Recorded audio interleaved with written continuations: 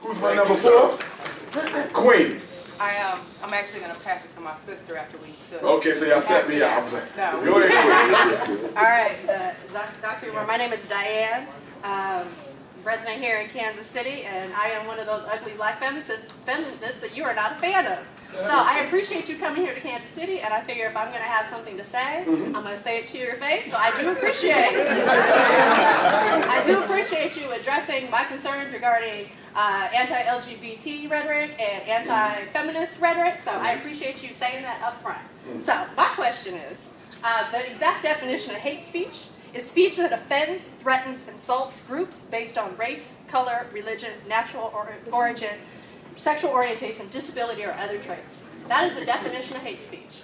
We can say all day long that we don't hate a particular type of person, but I want to know, how is that rhetoric any different than white folks that say that black people are thugs, are mentally not together, that we are unintelligent? How is it possible? How is that not different as a black man saying that black feminists are ugly, saying that queer people are, you said it earlier, I can see you on tape. How is that different than saying that gay people are molested, that we are pedophiles? How is that any different than white people? He has said that online, and I have the video. Yes, you have. No, you did say that online. I was accused and derided, as some of you guys know, because of my position on sexual confusion in the African American community. And I understand we may have a few visitors tonight, and I don't mind, okay, of that community. And so I think it's important that I clarify my perspective on black homosexuality and lesbianism so that we're all crystal clear on where I stand. Yes, it is true, I do not support it. Yes, it is true, I do not condone it. But it is absolutely false if anyone says that Dr. Umar Johnson hates any of my brothers and sisters who practice a traditional lifestyle, a non-traditional form of marriage. Right, so my question is, how is this anti-woman, anti-gay rhetoric any different than white folks who say that black people are dumb, that we're thugs? Homophobia is hate speech, and anti-womanness is hate speech. Okay. May I respond? You can. All right. Now, first, we got to take the emotionalism out of it. We won't be able to dialogue. Okay? I'm going to respond, but for the sake of time, I'm going to answer everybody's question. And if you like, when I'm done, me and you can have a private, respectful conversation. Okay? Now, okay. Well, let me do this one. I'm going to go through, then we can come back to it if you want to have that conversation. Number 1, and because I got ADHD, I didn't remember everything, but I think I can get to most of the highlights of what you said. First, you said homophobia. Yes.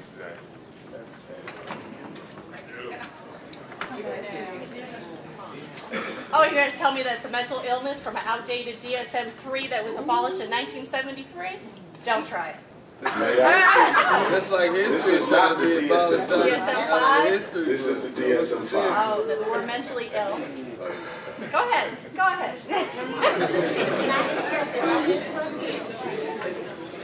I just want to hear you answer the question.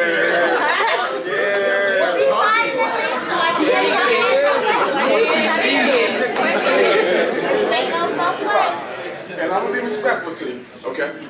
I didn't pick this up to talk about the fact that homosexuality was a mental illness in this book until 1974. But since you brought it up, I'll start with that.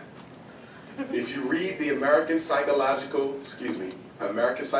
Association position paper on the removal of homosexuality from this book as a mental illness, and I have it, it's available online, it clearly says that we did not change this classification because we had sufficient evidence to prove that people were born this way. So one of the questions that got to be dealt with from the Eurocentric mental health framework that we're dealing with this issue in, why was it removed? Now, having said that, I picked up the book to ask you on what page is the mental illness homophobia. It's not a mental illness. It's a disease, just like racism a disease. Who defined homophobia as a disease? This is the authority of mental illness. Where is the diagnosis homophobia? It's not a diagnosis. It's a state of being. It's a state of being. Phobia. It's a A state phobia. of being. A phobia Okay. is in this book. Okay, so hate And speech a against gay phobia, people. let me, Okay. phobia is fear. Simple phobia, any type of claustrophobia, it's a fear. You said homophobia.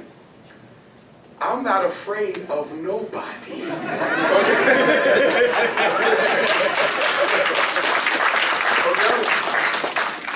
I've been asked by homosexuals and lesbians to have conversations with them on their radio shows. I normally accept the invitation for respectful dialogue.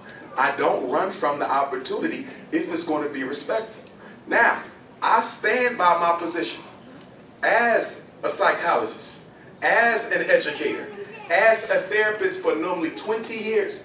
And in 95% of the cases of gay and lesbians I personally know and met and worked with, most of them were victims of sexual abuse as children. I'm speaking not what some white person wrote in some research study. I'm telling you what I know. Amongst black folk, it is a pathology born of childhood sexual victimization. Denial is at the root of all mental illness. It's easy to say, I was born like this, so I don't have to deal with the pain that triggered it. Now,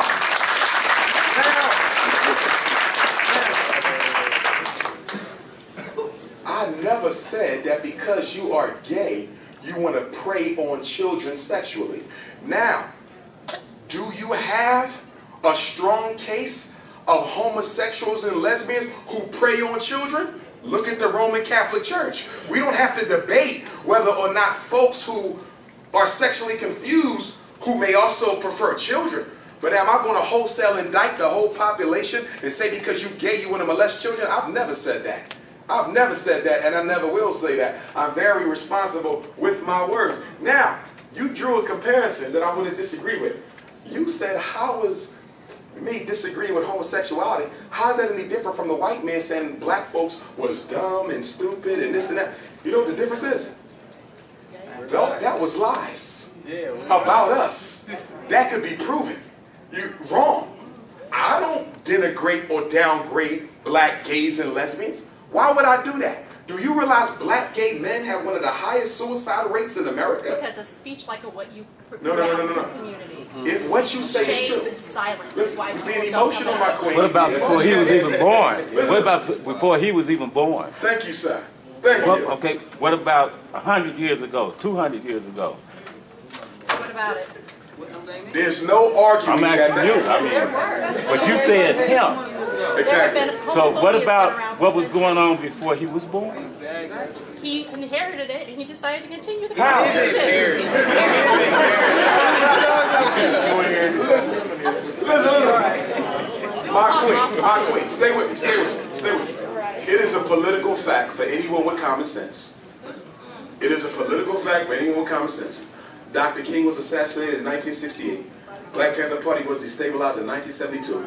Homosexuality became normal in 1974. It is a political fact that homosexuality was declassified as an illness so it could be used to take over the black civil rights struggle.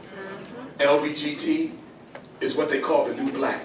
We know it's not black, but they're using it to ignore the black agenda in deference of the LGBT agenda. It is the only minority issue that matters in this country. Now let me ask you a question, my queen. Since we're talking about freedom of speech and people's rights and looking out for those who are being oppressed and denied their opportunity, where the hell was the LGBT movement when Michael Brown was murdered? Where the hell was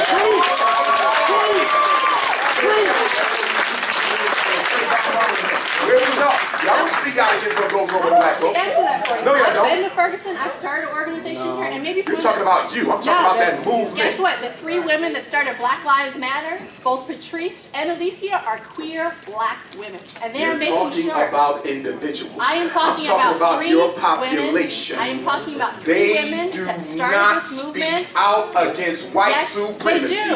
And the Yes, reason they do. LGBT does You're not, I'm not talking incorrect. about you as an individual, I am but the talking- you reason are why incorrect. the LGBT movement does not speak out against white supremacy is You want because a they bet? are a part of it. Here's my number 4.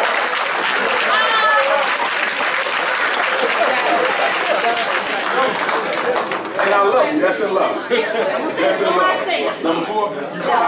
Who's my? She was. Anybody look up her story? Anybody look up? I would say you have a fact. Just prove myself right.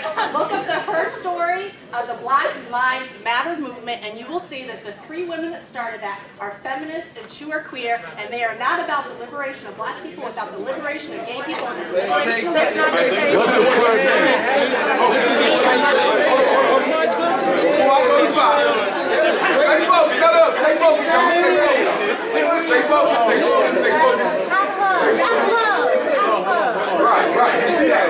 I want to deal with that. I want to deal with that real quick. Go ahead. Because that is my issue with their movement. Stay with me. Let me go back to my ancestor, Frederick Douglass. Then we're going to move on. Because one thing we got to do, y'all, I talk about this and y'all hear me talk about this. When we talk about the black agenda, we have to stop taking time away from the black agenda to feed other people's agendas. Are y'all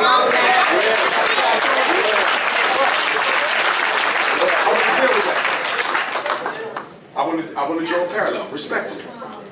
When Frederick Douglass was fighting for the right for blacks to get the vote, Susan B. Anthony and other white feminists told Frederick Douglass that you should not let the black man get the vote until the white woman get the vote. And Frederick Douglass said the struggle of a whole race ain't got a damn thing to do with your struggle against your man.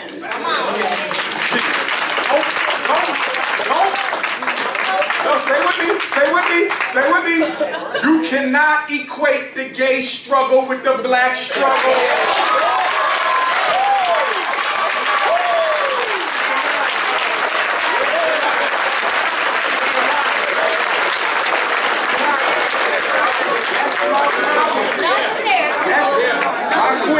That's our problem. Respectfully. They are not together. No, my sister, no. No. The LGBT movement is a movement for the right to practice a certain behavior. The struggle for black folk is a struggle to be treated like a human being.